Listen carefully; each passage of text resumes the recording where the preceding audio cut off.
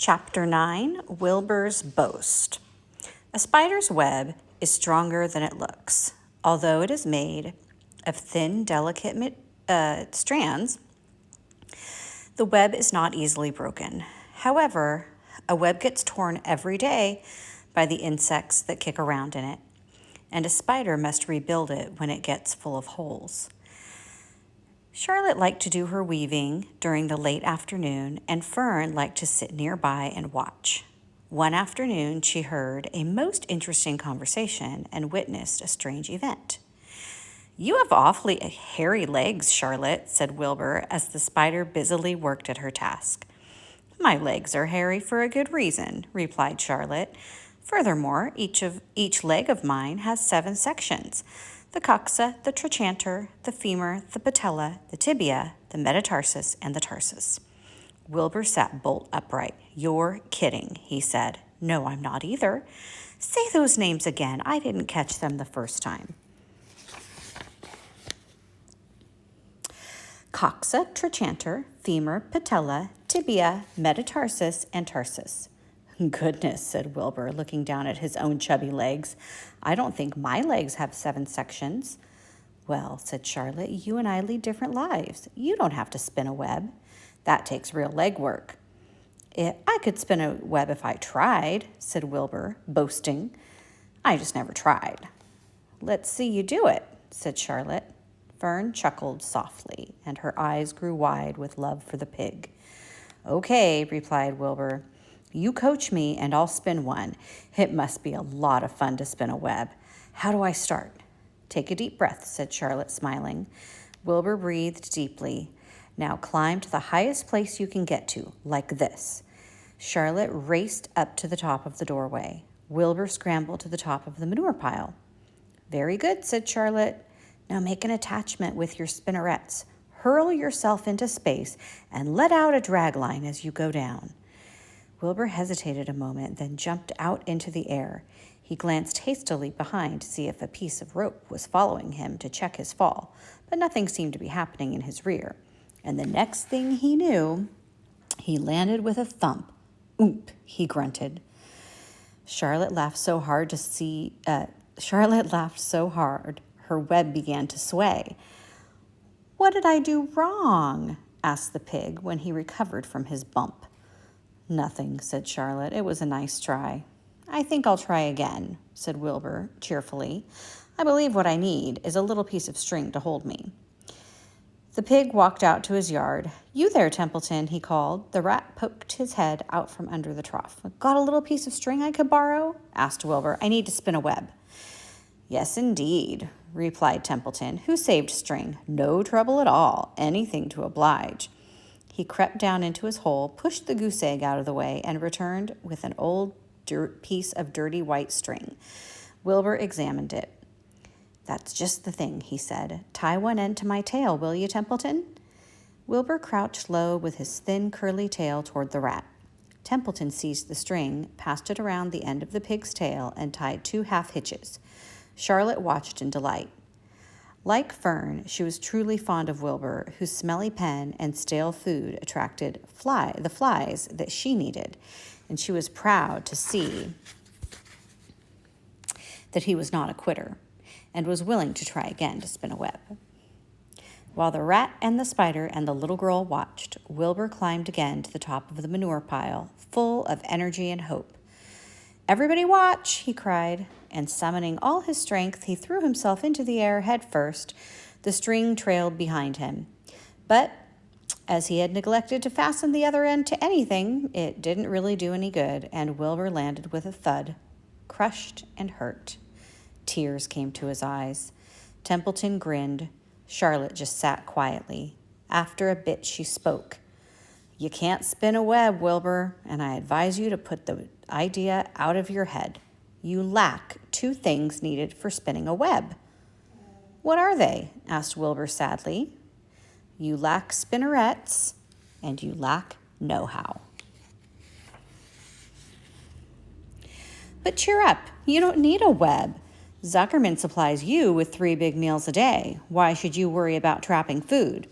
Wilbur sighed. "You're ever so much cleverer and brighter than I am, Charlotte. I guess I was just trying to show off. Serves me right. Templeton untied his string and took it back to his home. Charlotte returned to her weaving. You needn't feel too badly, Wilbur, she said. Not many creatures can spin webs. Even men aren't as good at it as spiders, although they think they're pretty good, and they'll try anything. Did you ever hear of the Queensboro Bridge? Wilbur shook his head. Is it a web? Sort of, replied Charlotte. But do you know how long it took men to build it? 8 whole years. My goodness, I would have starved to death waiting for that long. I can make a web in a single evening. What do people catch in the Queensboro Bridge? Bugs? Asked Wilbur. No, said Charlotte, they don't catch anything. They just keep trotting back and forth across the bridge, thinking there is something better on the other side. If they'd hang head down at the top of the thing and wait quietly, maybe something good would come along. But no, with men, it's rush, rush, rush every minute. I'm glad I'm a sedentary spider. What does sedentary mean? Asked Wilbur. Means I sit still a good part of the time and don't go wandering all over creation. I know a good thing when I see it, and my web is a good thing. I stay put and wait for what comes. Gives me a chance to think. Well, I'm sort of sedentary myself, I guess, said the pig. I have to hang around here whether I want to or not. You know where I'd really like to be this evening? Where? In a forest, looking for beechnuts and truffles and delectable roots, pushing aside leaves with my wonderful strong nose, searching and sniffing along the ground, smelling, smelling, smelling. You smell just the way you are, remarked a lamb who had just walked in. I can smell you from here, and you're the smelliest creature in the place. Wilbur hung his head. His eyes grew wet with tears. Charlotte noticed his embarrassment, and she spoke sharply to the lamb.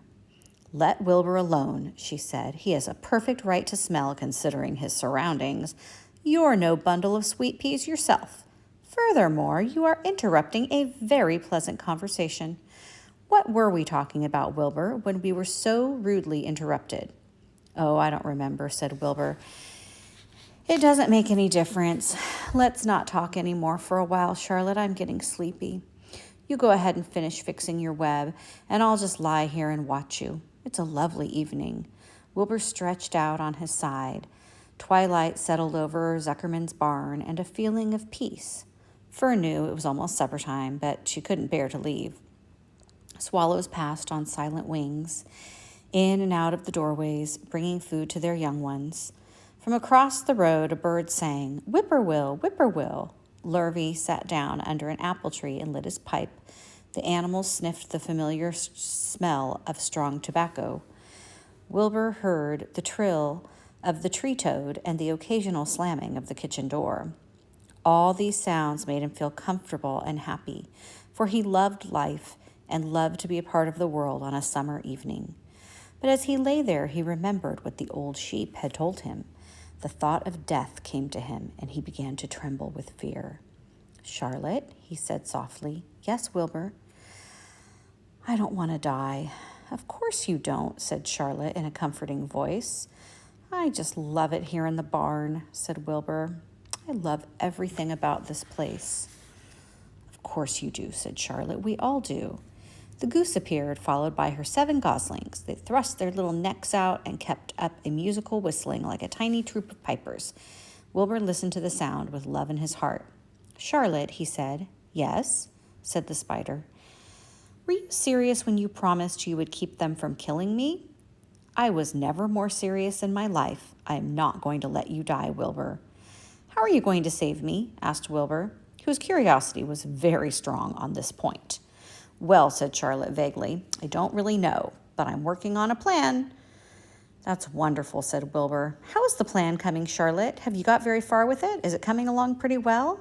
Wilbur was trembling again, but Charlotte was cool and collected. "Oh, it's coming all right," she said lightly. "The plan is still in its early stages and hasn't completely shaped up yet, but I'm working on it." "When do you work on it?" begged Wilbur. "When I'm hanging head down at the top of my web. That's when I do my thinking, because then all the blood is in my head. I'd be only too glad to help in any way I can." "Oh, I'll work it out alone," said Charlotte. "I can think better if I think alone." All right, said Wilbur, but don't fail to let me know if there's anything I can do to help, no matter how slight. Well, replied Charlotte, you must try to build yourself up. I want you to get plenty of sleep and stop worrying. Never hurry and never worry. Chew your food thoroughly and eat every bit of it, except you must leave just enough for Templeton. Gain weight and stay well. That's the way you can help. Keep fit and don't lose your nerve. Do you think you understand? Yes, I understand, said Wilbur. Go along to bed then, said Charlotte. Sleep is important. Wilbur trotted over to the darkest corner of his pen and threw himself down. He closed his eyes. In another minute he spoke. Charlotte, he said. Yes, Wilbur? May I go out to my trough and see if I left any of my supper? I think I left just a tiny bit of mashed potato. Very well, said Charlotte, but I want you in bed again without delay. Wilbur started to race out to his yard. Slowly, slowly, said Charlotte. Never hurry and never worry. Wilbur checked himself and crept slowly to his trough. He found a bit of potato, chewed it carefully, swallowed it, and walked back to bed. He closed his eyes and was silent for a while. Charlotte, he said in a whisper. Yes? May I get a drink of milk? I think there are a few drops of milk left in my trough. No, the trough is dry, and I want you to go to sleep. No more talking. Close your eyes and go to sleep. Wilbur shut his eyes. Fern got up from her stool and started for home, her mind full of everything she'd seen and heard. Good night, Charlotte, said Wilbur. Good night, Wilbur. There was a pause. Good night, Charlotte. Good night, Wilbur. Good night. Good night. That's the end of chapter 9.